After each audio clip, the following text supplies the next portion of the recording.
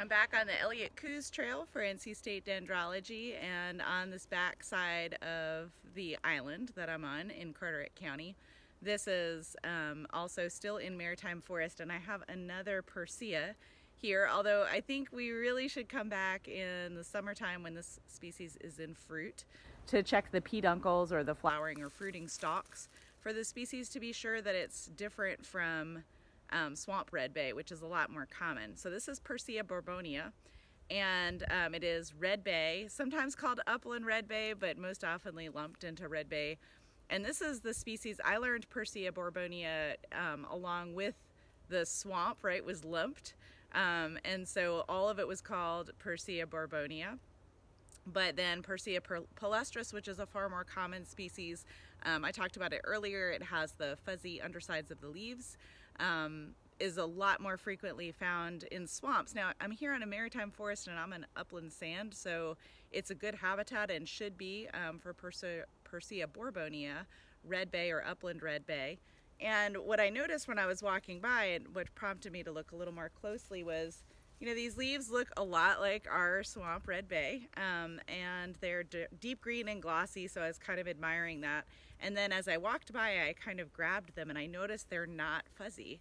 And so when I look at the undersides of the leaves, they are a little bit silky on the underside, but they're not densely fuzzy like Persea palustris. And so that's what would distinguish these two.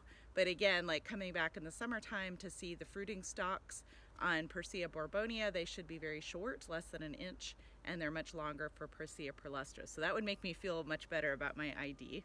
This is actually a North Carolina watch list species, and we're here at the northern part of its range on Carteret. So it's found in coastal counties from Carteret southward. And like I said, it is got these glossy dark green leaves that are smooth on top and just silky, but just a little bit of oppressed hairs along the midvein on the reverse on the underside of the leaf.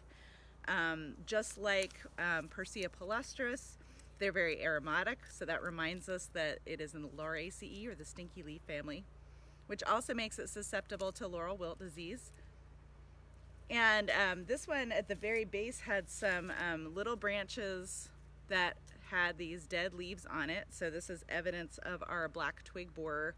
And when I look really closely here at one of the intersections, you're not going to be able to see this on the video, but if you see some of these dead branches, look at the base of those twigs and see if you can see the little exit holes for a black twig borer. Remember, this is a native species, so something that's pretty common, and you know, it kind of damages these small twigs on the tree, but doesn't have a larger damaging effect on the tree. But it is the pathway for laurel wilt disease to infest these trees, and so it could then result in the entire tree being covered with brown leaves. So this is this one that I'm at right now is a small, it's a single stem, so I'll call it a tree, maybe gets to be about 30-35 feet tall.